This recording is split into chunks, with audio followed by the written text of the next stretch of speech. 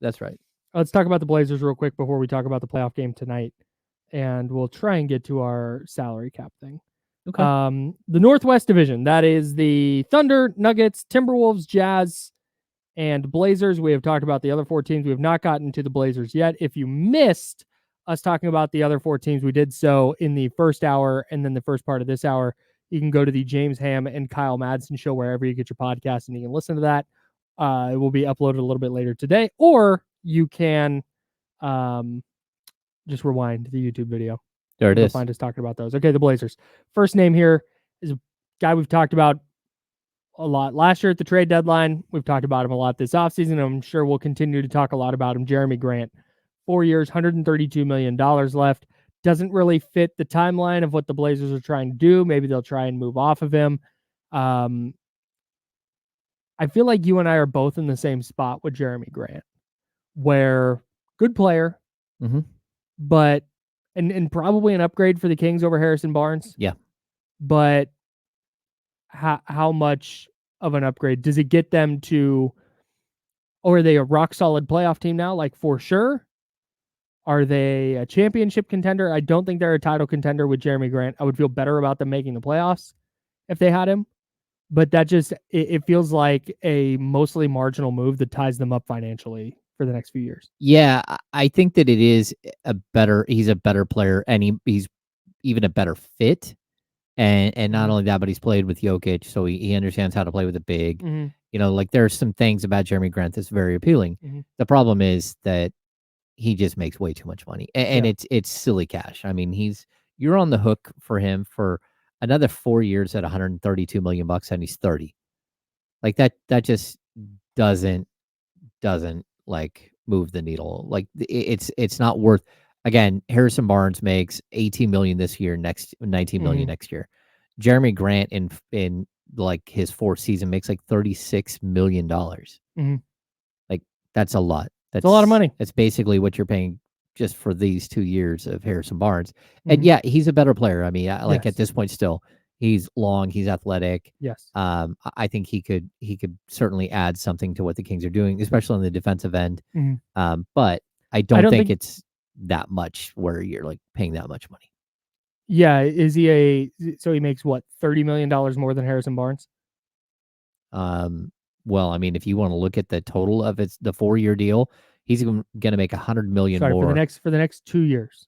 The next 2 years, yeah, it's about $30 million more. Is he at $30 million better than Harrison Barnes? No, I don't think so either. No, like, he's definitely a better player.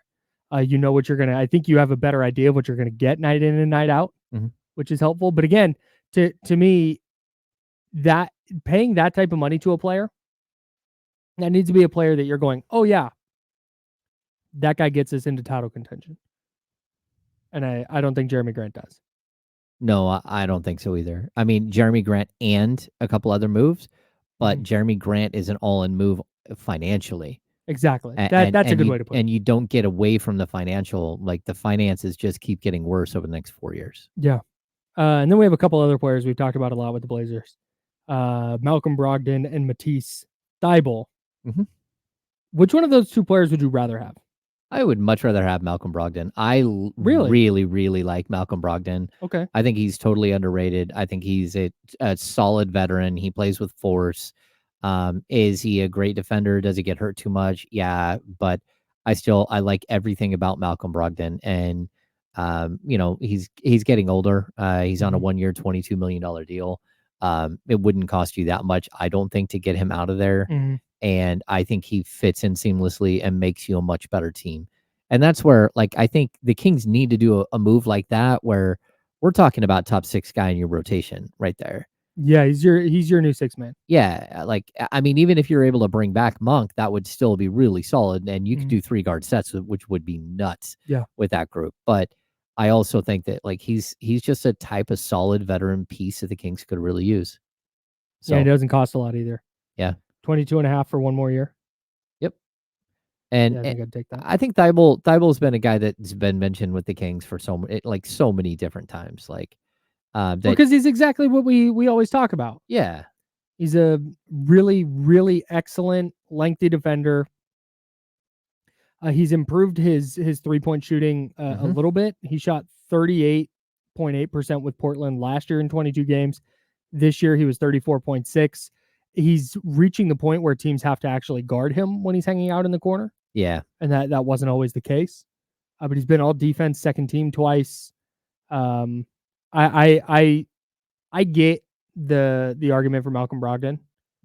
But with Matisse Thybulle at $11 million a year for the next couple of years, man, I would take that. I get it, but I would also caution that I don't think he's better. Like, he's a little bit better defensively. Like, he's an all NBA defensive team, but but at this point in his career, 27, I think he's a little bit better defensively than Keon Ellis, and Keon Ellis is basically free. And so I just don't know that you want all of those types of players. You know, if Thybulle was 6'7", 6'8", sure.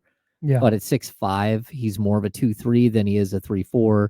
The Kings really need that 3-4 defender. So I'm a little out on Thybulle at this point. Okay. Right on.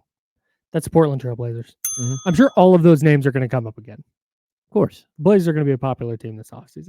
I think they are too. Even Ayton, I think, will be, a player that's mentioned, but the Kings wouldn't go anywhere near that. No. I don't think any logical team would at this point. Is DeAndre Ayton a good bad player or a bad good player? Bad good player or a good bad player? Oh, I don't know. I don't either. Yeah. I don't think he's developed. Like, he was really good with Chris Paul. Okay, take away Chris Paul, what is he? And I don't know. Like, I also was there the night. He's averaging 17 and 11 for his career. Yeah. Man. Phoenix always gets off the hook. Phoenix also, just so people remember, they also passed on Luka Doncic with the number 1 pick in that draft. And I was there the night where Kelly Oubre, like right at the end of the fourth quarter, hammered Marvin Bagley and broke his thumb. But also that night, Ayton had tested positive. We saw him get pulled into a room and then came back right before. He tested positive for steroid use for PEDs and was allowed to play on opening night for some reason, and then was suspended after the game for 25 games or something. It was ridiculous. What a weird thing. Yeah, it was weird. His numbers in the last few games of the year: 34 and 13, 22 and 14, 30 and 13, 25 and 11. This doesn't matter. Like, he's just not an impactful guy. Yeah. But he's obviously good at basketball. I don't know. I don't buy it with DeAndre Ayton. No. Weird. I think he's a bad good player. Okay. He's a good player who doesn't affect winning. Okay. I mean, that makes sense. He puts up stats. Yeah. Yeah, I mean, he's like, career-wise, I think TJ McConnell is a good bad player. Okay. No, that makes sense. Does it? Okay, yeah. good. Yeah, so that's not disrespect to TJ McConnell. No, Ayton's put up better stats than Marvin Bagley has for his career, but I kind of put them in the same boat. Like, how much do you impact winning? And the answer is not very much, in my opinion. I wouldn't put him in the same boat. DeAndre Ayton's way better than Marvin Bagley. Well, yeah, he's way better, but I mean, what's Marvin for his career? 14 and 7. Sure. Like, I get what you're saying, but like, he doesn't impact winning. Like, sure. I don't believe. He went to the finals. Yeah. Not a finals team. Yeah. I don't know. Either way, not going to be a factor for the